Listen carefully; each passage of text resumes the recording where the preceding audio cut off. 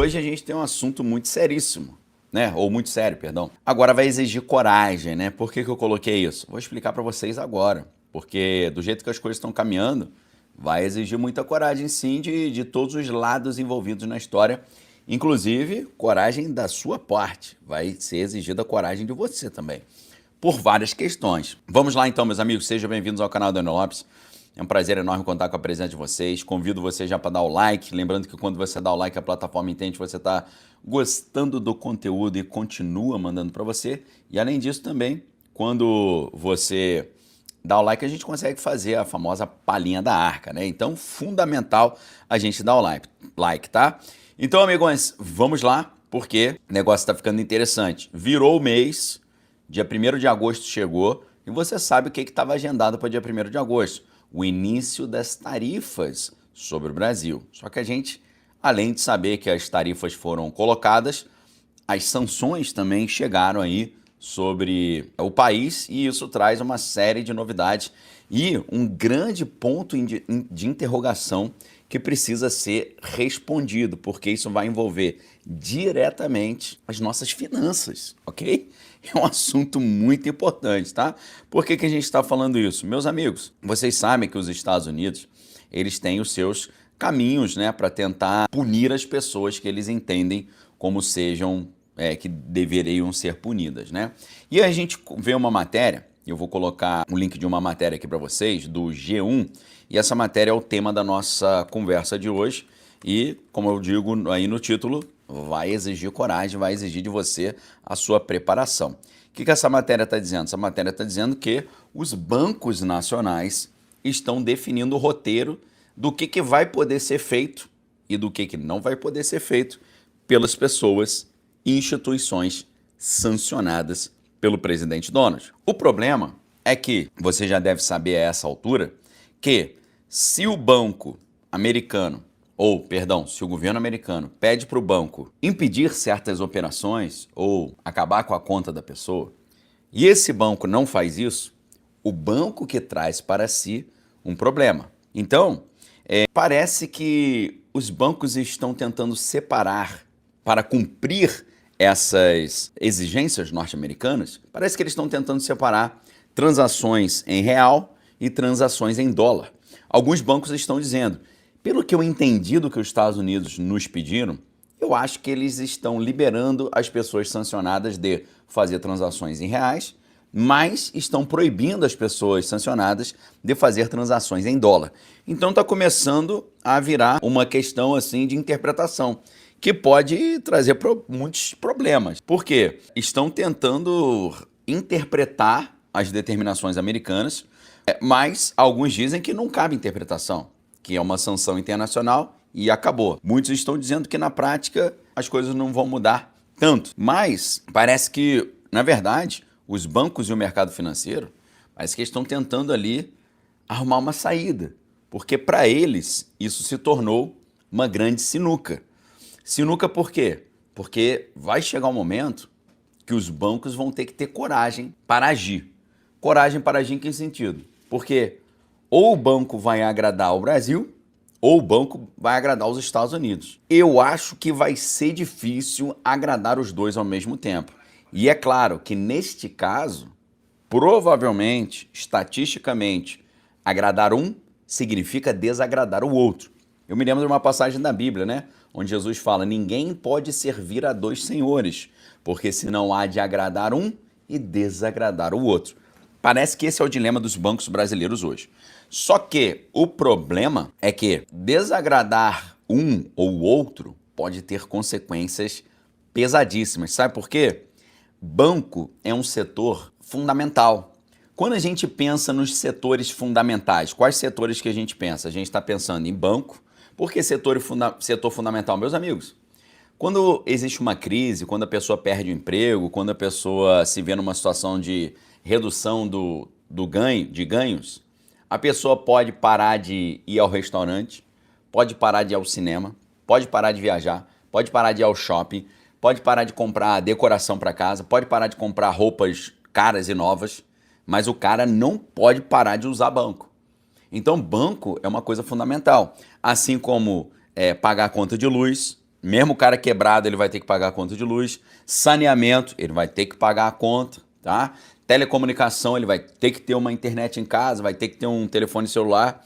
Então, esses setores são setores considerados fundamentais. Por quê? Porque são setores que todo mundo precisa usar.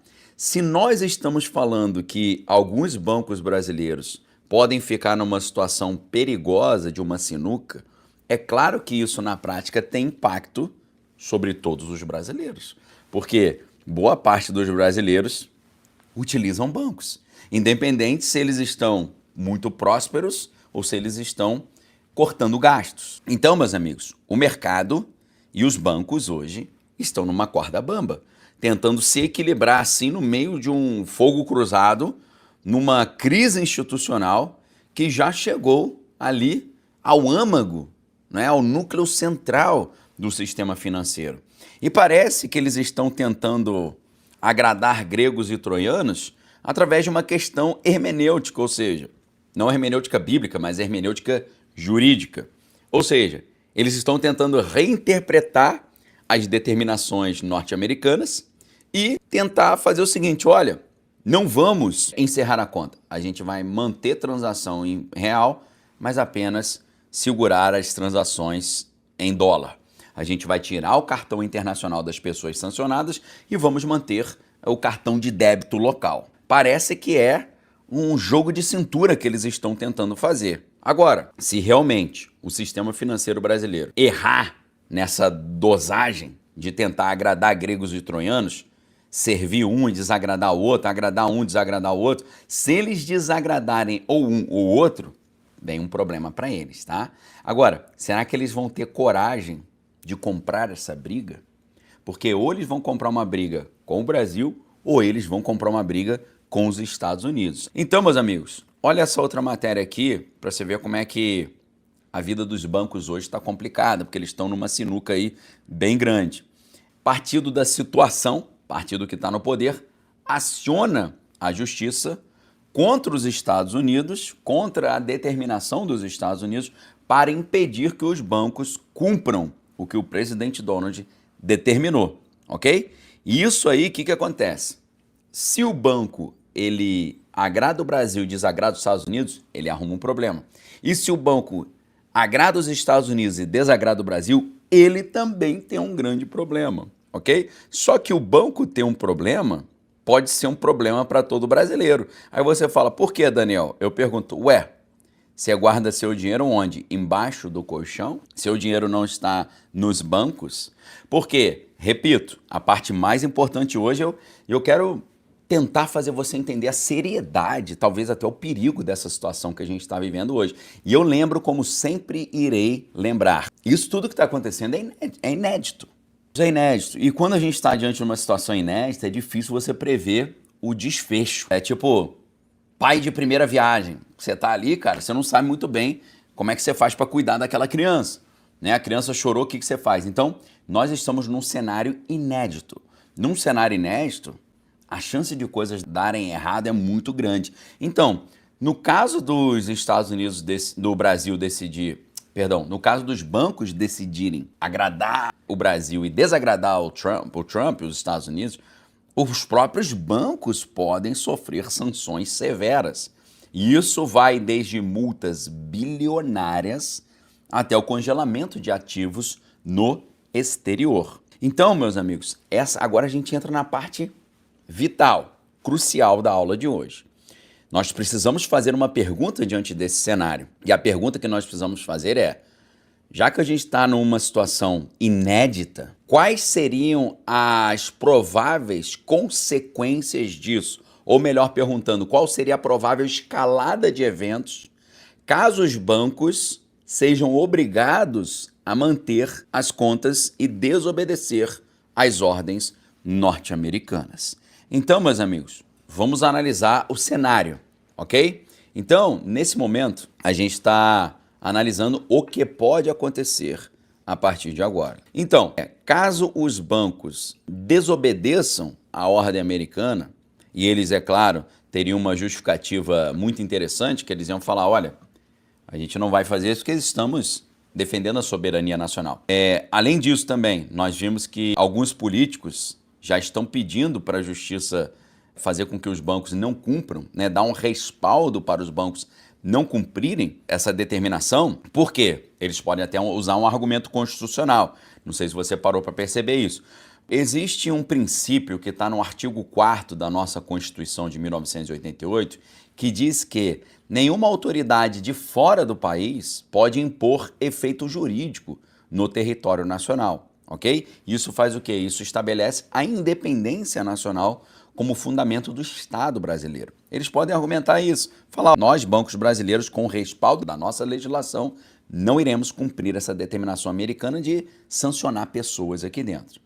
Qual seria o impacto imediato? Os grandes bancos nacionais, ele detém 70% dos ativos financeiros do setor privado no Brasil, ou seja, a gente tem 1, 2, 3.